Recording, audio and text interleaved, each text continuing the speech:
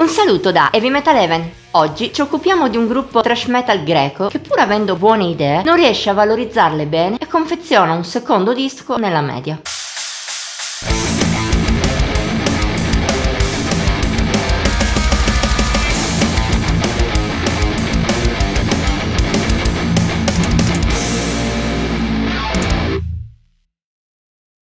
Per noi di Heavy Metal Even, gli ateniesi Dreamlord non sono un nome nuovo.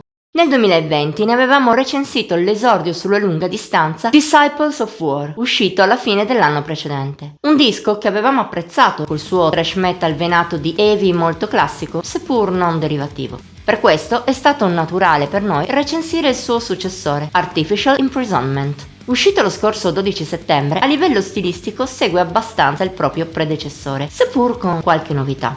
Per esempio, nel nuovo album i greci hanno perso un po' il loro lato heavy. Non mancano influenze del genere, rallentamenti e venature speed, ma il loro genere odierno è più puntato sul thrash.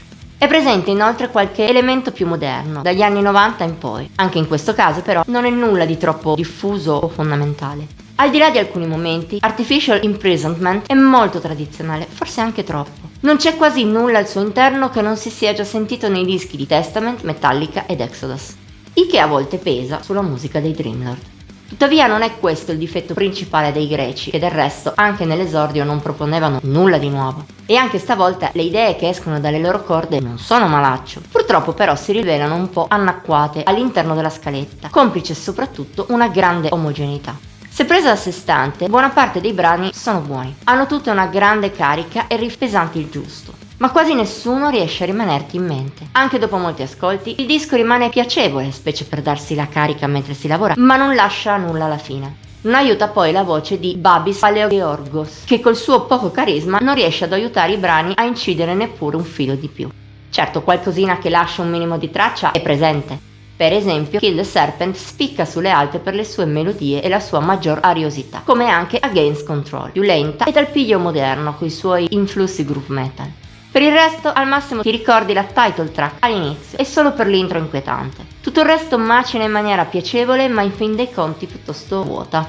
Purtroppo è proprio così che si può giudicare Artificial Imprisonment. Un disco non spiacevole, ma nella media del revival trash di oggi, con pochissimo che lo distingue dagli altri 1000 album usciti nello stesso ambito. È anche un po' un dispiacere, contando che da certi spunti e certe idee tirate fuori, i Dreamlord sembrano in grado di fare molto di meglio. Se fossero riusciti a esprimerlo in maniera più personale e a variare più la formula, il risultato poteva essere ben più valido. Non che quello effettivo sia scadente, ma i greci hanno bisogno di studiare meglio le loro idee se vogliono sfruttare del tutto le proprie capacità. Ci riusciranno? Per quanto ci riguarda, se sarà possibile, seguiremo ancora i Dreamlord per scoprirlo. Oggi li promuoviamo ampiamente, ma per il futuro speriamo in qualcosa di più. Voto di Heavy Metal Even 68 su 100. Per oggi abbiamo finito. Se ti è piaciuto questo video puoi mettere like, condividerlo e commentarlo. Ti invitiamo inoltre a iscriverti al nostro canale e attivare le campanelle delle notifiche per rimanere sempre al passo con i contenuti pubblicati ogni settimana. Infine puoi seguirci anche su Facebook, Instagram e Pinterest. Al solito trovi il link alle rispettive pagine qui sotto.